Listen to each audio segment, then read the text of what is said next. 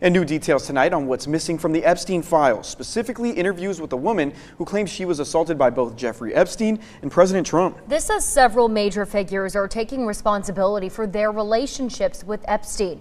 NBC's Hallie Jackson has those developments for us now.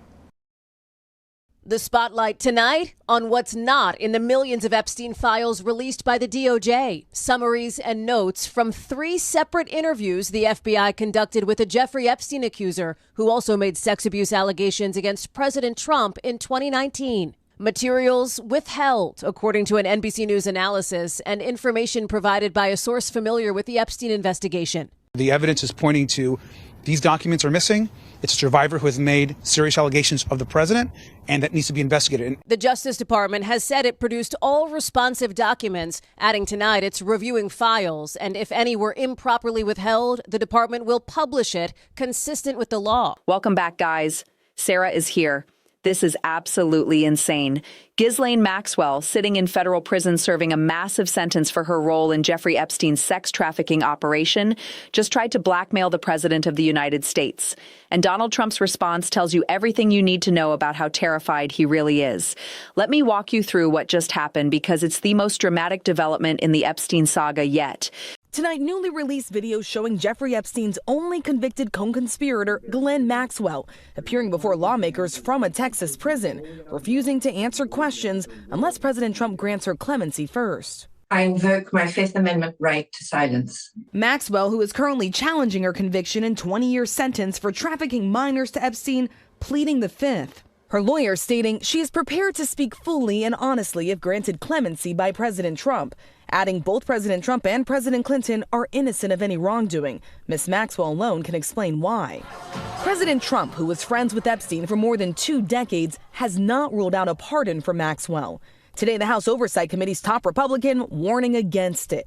She's asked for clemency from the president, so I personally don't think she should be granted any type of immunity or clemency. Democrats arguing Maxwell is playing Trump. This was an effort to essentially try to secure her pardon by keeping her mouth shut. The fallout from the more than 3 million pages of Epstein files released by the Justice Department late last month still growing. On February 9th, 2026, Maxwell appeared for a House oversight deposition. She's in prison. She's supposed to answer questions about her crimes, about Epstein, about everyone involved. But when the questioning started, she invoked the Fifth Amendment. She refused to answer. The House Oversight Committee have launched an investigation following reports the Justice Department withheld some Epstein files related to allegations President Trump sexually abused a minor. The New York Times is reporting the FBI memos removed from public view were summaries of interviews about claims made by a woman that she had been sexually and physically assaulted by President Trump decades earlier when she was 13. The woman came forward in 2019 after Epstein's arrest. President Trump has denied wrongdoing in connection with Jeffrey Epstein. Former President Bill Clinton and former Secretary of State Hillary Clinton scheduled to testify tomorrow and Friday as part of the House Oversight Committee's Epstein investigation. The Clintons' closed-door depositions will be held in New York. They have not been accused of any wrongdoing by survivors of Epstein's abuse. She stayed completely silent. Then her lawyer dropped a bomb that changed everything.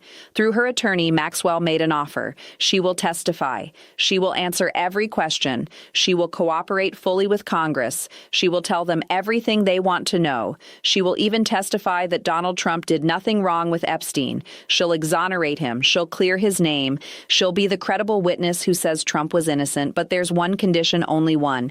Trump has to pardon her. Trump has to grant her clemency. Trump has to use his presidential power to set her free. Think about that for a moment. A convicted sex trafficker sitting in prison just offered to rescue the President of the United States politically in exchange for her freedom. She's saying, I have the information you need. I can make this scandal go away. I can be your get-out-of-jail-free card, but it's going to cost you my get-out-of-jail-free card first. This is extortion. This is a hostage situation. This is literally trying to trade testimony for a pardon. And when word got back to Trump, he absolutely lost his mind. He went on Truth Social and started ranting. He called her evil. He said she betrayed him. He said she was disloyal. He said she was trying to manipulate him and blackmail him. He was furious. He was panicking. He was scared. But here's the thing that everyone needs to understand. That rage footage is incredibly revealing, because if Trump truly had nothing to hide, why would he care what Maxwell testifies to? If he's completely innocent, her testimony shouldn't matter.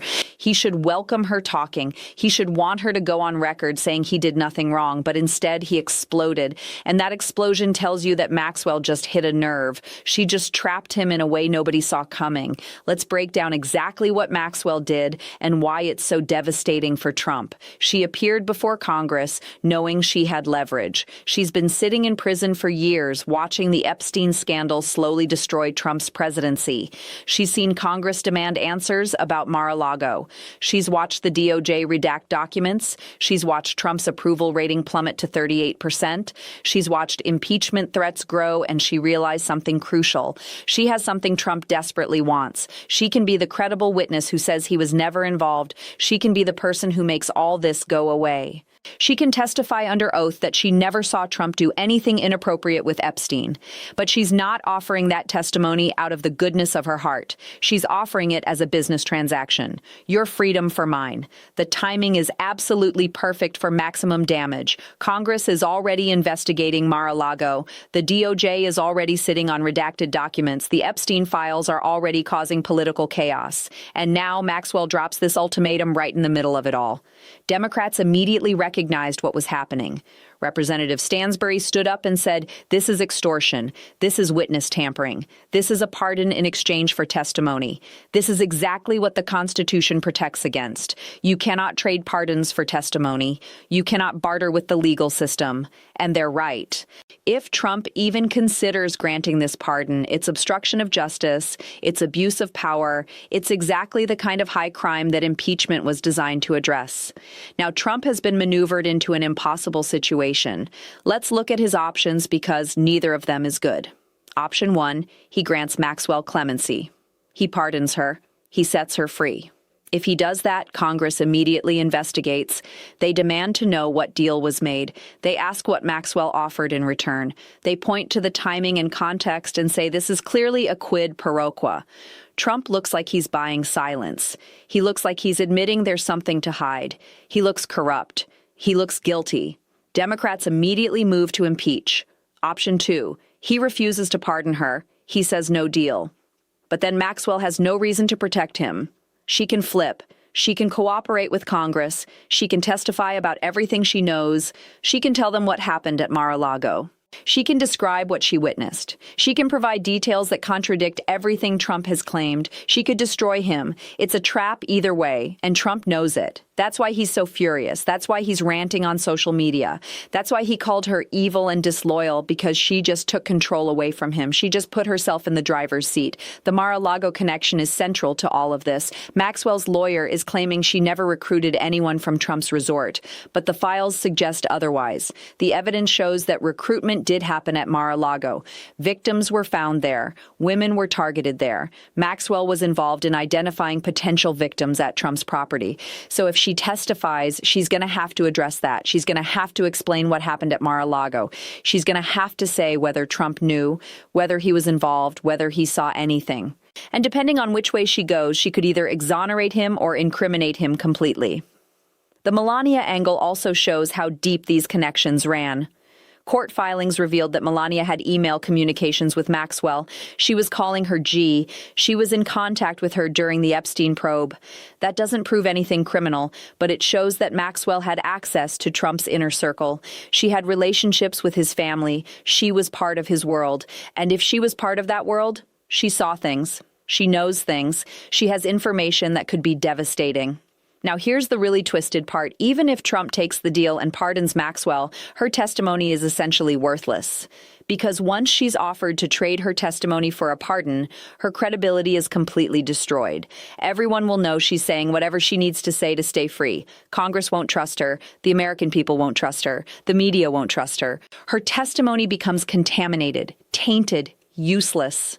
So Trump would be sacrificing his integrity, committing obstruction of justice, and setting himself up for impeachment. All for testimony that nobody would believe anyway. That's how badly Maxwell has trapped him. The DOJ's role in all of this makes it even worse. Pam Bondi's team has redacted 86 pages of a memo about Trump and Epstein. They've withheld thousands of pages of documents. They've hidden the information that would show whether Maxwell is telling the truth or lying.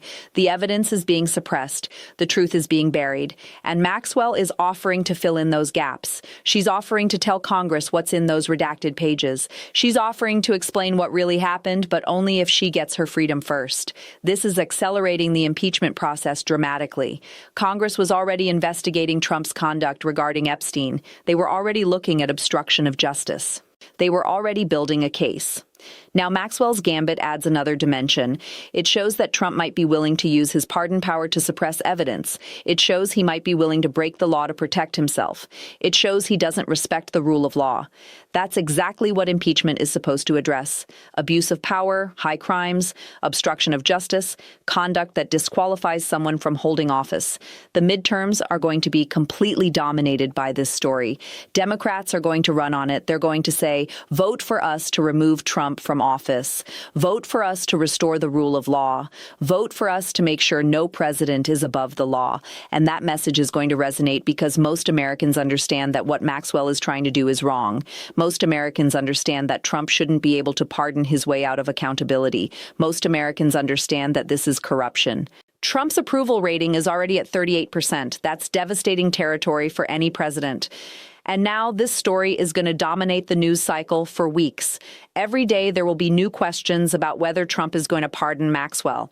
Every day there will be new speculation about what deal might be in the works. Every day there will be new pressure from Congress. And Trump's response on Truth Social just confirmed that he understands the severity of this situation. He called Maxwell evil. He talked about betrayal. He talked about disloyalty. He said she was trying to manipulate him. But here's the thing. If he's innocent, why does he care what she says? If he did nothing wrong, her testimony shouldn't matter. He should welcome her talking. He should want her to go on record. But he doesn't because he knows she has information that could hurt him. He knows she was there. He knows what she saw. And he's terrified of what she might say if she doesn't get what she wants. That's the real story here. Not Maxwell's offer, but Trump's reaction to it. His rage is a confession. His fury is an admission. His panic proves that she has leverage because she knows something damaging. Think about the power dynamic here. Ghislaine Maxwell is sitting in a prison cell. She's convicted. She's serving a massive sentence. She has no power, no influence, no connections. By any normal measure, she's completely powerless. And yet she just bent the president of the United States to her will. She just forced him into an impossible corner. She just made him rage and panic on social media. She just demonstrated that she controls the narrative now. That's how much power she has because she knows the truth. And the truth is the one thing Trump can't control. What happens next? Congress is going to investigate Maxwell's offer directly. They're going to ask her, did you offer to testify in exchange for a pardon? They're going to ask Trump, did Maxwell offer to testify in exchange for a pardon?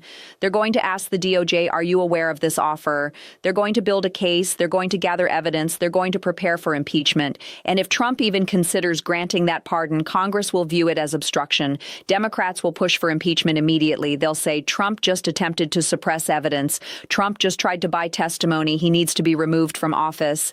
The case will be overwhelming because Maxwell herself provided the evidence. She made the offer in front of Congress. She created a paper trail. She proved she was trying to trade testimony for a pardon.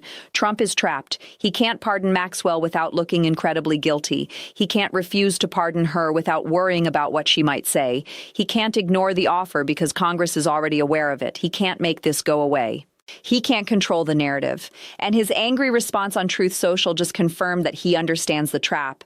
He understands that Maxwell has leverage. He understands that she's turned the tables on him. He understands that she's made his life infinitely more difficult. That's why he's so furious. That's why he's lashing out. That's why he called her evil, because she just proved she's smarter than him. She just proved she understands power better than him. She just proved she can manipulate him. And Trump hates that more than anything. He can't stand the idea that someone else has control control over him, and Maxwell just took that control. She just put Trump in a position where she's calling the shots. She just became the most important person in his political life. This is going to be the story that defines the next phase of Trump's presidency. This is going to be what Congress focuses on. This is going to be what the impeachment debate centers around. This is going to be what Americans vote on in the midterms. Ghislaine Maxwell's clemency ultimatum just became the most important political story in the country, and Trump's response showed that he understands exactly how serious it is. He's trapped, she's winning, and there's nothing he can do about it.